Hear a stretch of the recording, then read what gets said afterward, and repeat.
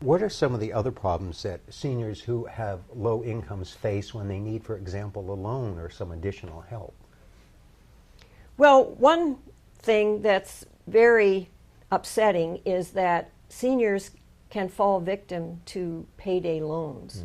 Now, we were very fortunate in the state of Washington that there was a payday loan law passed last year, and it limits the number of payday loans a person can get to 8 a year.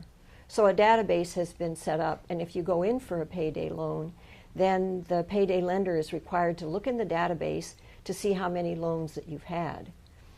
So what happens with seniors and other low-income people is they get a payday loan, and it's like $100, and they pay $15 to get that loan for 2 weeks.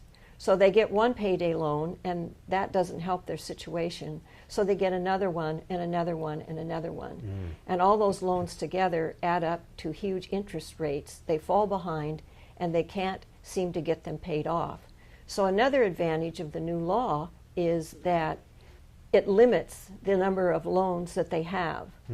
So one thing that seniors can do is, instead of getting payday loans, they can contact a credit union, because credit unions have payday loan alternatives, and they allow a longer amount of time for it to be paid off. Therefore, the interest rate is lower. Oh, that would be great. So another problem that seniors have is falling victims to fraud. If you're a senior and you get a phone call from a telemarketer and you sign up for some scam, then your phone number gets on a list. Wow. And the list is sold to other scam artists. So what happens is you get phone call after phone call after phone call. And I've read about this in the consumer protection literature for years, but it happened to a friend of mine. Her mom lived in a small community, and her children were very supportive, and her grandchildren. But what happened was they didn't live right there, and they couldn't come and see her every day. So she was lonely, and she started signing up for these scams and spent thousands and thousands of dollars. So that's one thing that seniors need to be careful of, is just drop that phone, and don't give out any private information about yourself, such as your social security number, when telemarketers call. There's also another scam that's being written about a lot on different websites, which is the grandparenting scam. And what's that? And what happens is a fraudster calls up and says, "This is your granddaughter.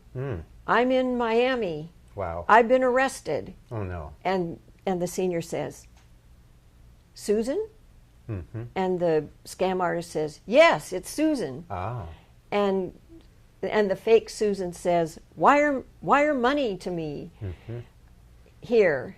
So if anyone ever calls and saying it's your grandchild, be sure and verify that your grandchild indeed is out of town and is indeed having trouble. And never, ever, ever wire money to anyone, because that's a typical thing that happens in a scam.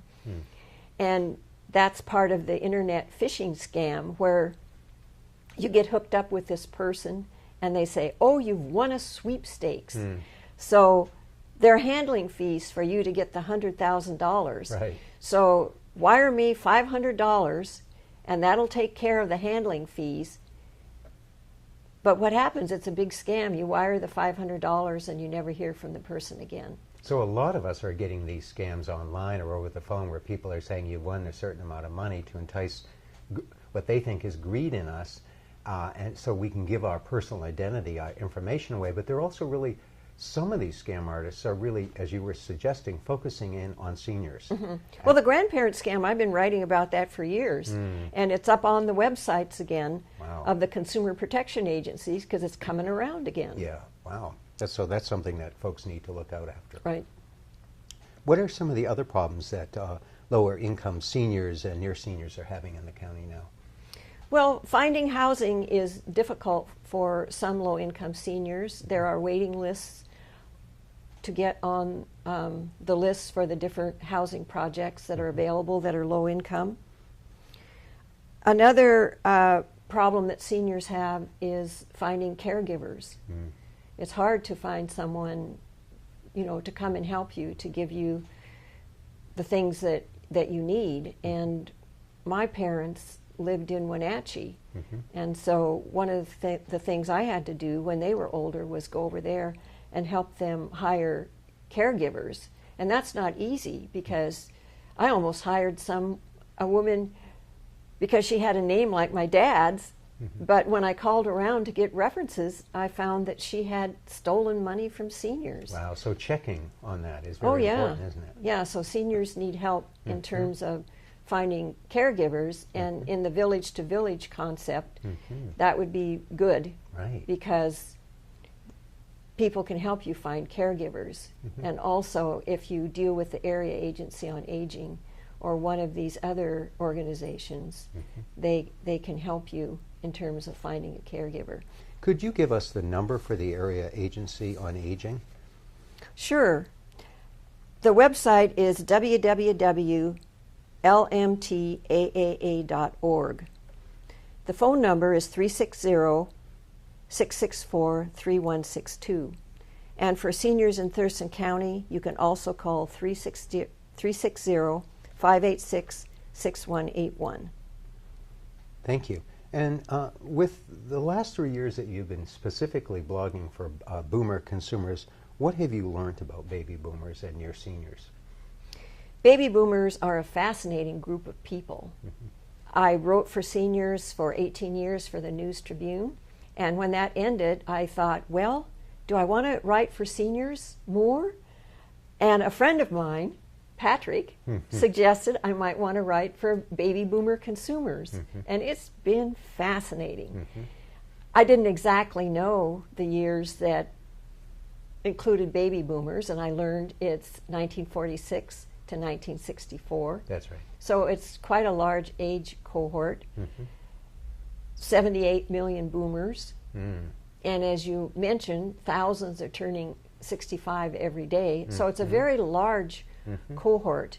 And boomers have always been trendsetters in terms of housing and other areas of pop culture, other areas of society, because their schools, when the boomers came along, there weren't enough places for them to go to school. So that caused a huge change in terms of the number of schools that were needed. So boomers have been influential, and they will be continuing to be influential because there are so many of them. Even in the whole area of how we age. Oh, boomers are already changing the face of aging. Rita, we usually ask our guests this question: what are one or two of the things that you especially like about living here in Thurston County?